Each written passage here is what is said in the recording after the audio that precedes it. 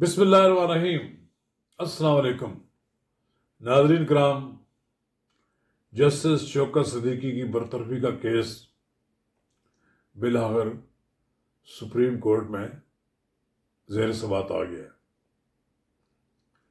اور پہلی بار پاکستان میں ایک طاقتور ادارے کے سربراہ جنرل فیض حمید کو نوٹس جاری کر دیا گیا۔ ناظرین کرام، سپریم کورٹ کے 5 رکنی بینچ نے، جس کی جسٹس فائز عیسیٰ سربراہی کر رہے ہیں، اس نے نوٹس جاری کیا ہے۔ ناظرین کرام، قبل اس کے ہم آگے بڑھیں، اگر آپ نے میرا یوٹیوب چینل نواز رضا کے ساتھ اب تک سبسکرائب نہیں کیا تو فوری طور پر سبسکرائب کریں، لائک کریں اور اب آپ کے ساتھ شیئر کریں، اور آئیکن کا وہ بٹن دبانا نہ بھولیے کہ جب آپ ویڈیو لوڈ کریں تو سب سے پہلے آپ کو اطلاع ملے۔ ناظرین کرام،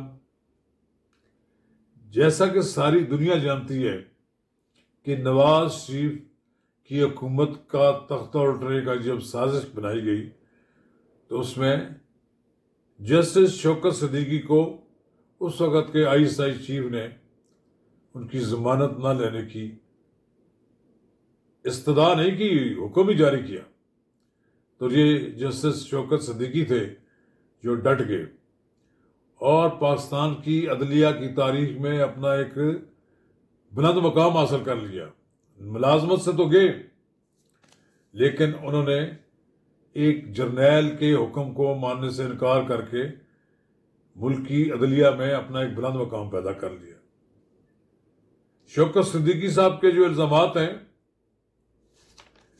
یہ الزامات کوئی سننے کے لیے تیار نہیں تھا۔ شوکت صدیقی پچھلے 6-7 سال سے در بدر کی ٹھوکریں کھا رہے تھے، کوئی انصاف کی ان کا سننے والا کوئی نہیں تھا، اور بالآخر ان کی اللہ تعالیٰ نے سنوائی ہوگی کہ چیف جسٹس فائز عیسیٰ نے سپریم کورٹ کے چیف جسٹس کے طور پر چارج سنبھال لیا۔ اب یہ کیس ہے، اس میں جسٹس شوکت صدیقی کے وکیل بھی جو ہیں احمد خان ہیں، کیا کمال انہوں نے چوائس کیا ہے۔ بہرحال جنرل صاحب کے بارے میں تو بہت سی باتیں تھیں اس وقت، کوئی کسی کا ان کا توتی بولتا تھا، کوئی ان کے سامنے کھڑا کوئی نہیں ہونا چاہتا تھا۔ بہرحال چیف جسٹس نے یہ سوال کیا کہ جنرل صاحب جو تھے وہ کیا خود 2018 میں اقتدار آنا چاہتے تھے یا کسی کے لیے سہولت کار بنے تھے۔ پھر اس کے علاوہ یہ بھی ہوگا وہ کس کے لیے سہولت کاری کر رہے تھے، وہ کون تھا جس کو وہ لانا چاہتے تھے۔ آپ کے الزامات درست ہیں کہ وہ وزیر اعظم کو ہٹا کر کسی اور کو لانا چاہتے تھے، تو بتائیے وہ کون تھا۔ یہ وہ چند ایسے سوالات ہیں کہ جو سپریم کورٹ کر رہی ہے۔ جنرل باجوہ کا بھی نام آ رہا ہے، ابھی تک تو جنرل باجوہ کو نوٹس جاری نہیں ہوا، لیکن جنرل فیض حمید کو نوٹس جاری ہونا غیر معمولی بات ہے۔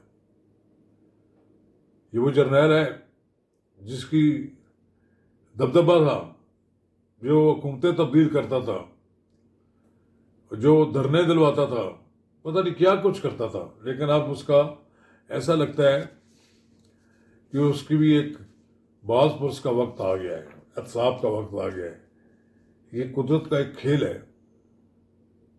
کہ ایک دن ایسا بھی آ جاتا ہے پھر کہ لوگوں کو جواب دینا پڑتا ہے۔ یہ اللہ تعالیٰ کا یہ ایک فرمان ہے کہ پھر نہیں وہ اس کو چھوڑا جا سکتا جس آدمی نے لوگوں کے ساتھ زیادتیاں کی ہوں۔ اگر شوکت صدیقی کے ساتھ اس وقت ان کو برطرف نہ کیا جاتا، یقیناً نواز شریف کو ضمانت ملتی، یقیناً نواز شریف الیکشن جیت جاتا، پھر نہ عمران خان آتا، نہ عمران خان کوئی 4 سال اس ملک میں تباہی بربادی کا موقع ملتا۔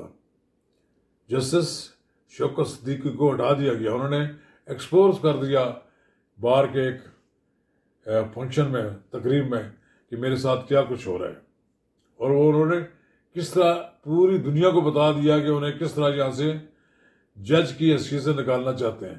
انتہائی دیانتدار جج، کمٹمنٹ والے جج اور نظریات پر یقین رکھنے والے جج ہیں شوکت صدیقی صاحب۔ میں شوکت صدیقی صاحب کو بہت پرانا جانتا ہوں۔ ایک وقت میں انہوں نے میرے حلقہ انتخاب سے قومی اسمبلی کا الیکشن بھی لڑا تھا۔ کوئی شک نہیں کہ ان کا تعلق جماعت اسلامی سے رہا ہے، لیکن جب وہ جج تھے تو جج تھے۔ انہوں نے کوئی اپنے کنڈکٹ سے یہ ثابت انہوں نے نہیں دیا کہ ان کا جھکاؤ کبھی کسی طرح ہو۔ وہ ایک دیانتدار جج تھے اور دیانتدار جج ہیں، اور اللہ تعالیٰ ان کا سننے والا ہے۔ جسٹس فائز عیسیٰ کی عدالت آ گئی ہے، 5 رکنی بینچ ہے، پھر فیصلہ کرے گا۔ چونکہ جسٹس فائز عیسیٰ نے بیرون ملک مصروفیات تھی، چھٹیاں گزارنے جا رہے ہیں، تو 2 ہفتے کے لیے تو پھر وہ وہاں اویلیبل نہیں ہے، تو جنوری میں پھر اس کی سماعت ہونی ہے شروع میں۔ پر اس وقت جان نہیں چھٹی ان لوگوں کی جن لوگوں نے پاکستان کو تباہی بربادی کی طرف دھکیلا، پاکستان کو تباہ برباد کر دیا، پاکستان کو ایک کیا اسے کہتے ہیں کہ تختہ مشق بنائے رکھا، پاکستان کے لوگوں کو رلا دیا، لوگوں کے مسائل میں اضافہ کر دیا، صرف معذر اس کے لیے کہ نواز شریف کو اقتدار سے ہٹانا ہے اور اس کے لیے عمران خان کو برس اقتدار لانا ہے۔ تو بہرحال اللہ تعالیٰ کو یہ منظور تھا اور منظور ہے بھی کہ جسٹس شوکت صدیقی کی سنوائی ہونی ہے، اور جسٹس شوکت صدیقی کی سنوائی کے بعد آپ دیکھیں گے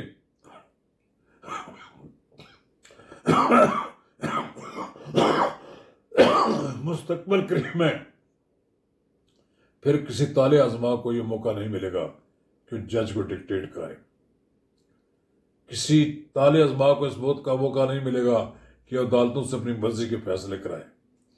عدالتیں فیصلہ کرنے میں آزاد ہوں تو پاکستان سنور جائے گا، پاکستان میں کسی کو جمہوریت کی بساط لپیٹنے کی جرت نہیں ہوگی۔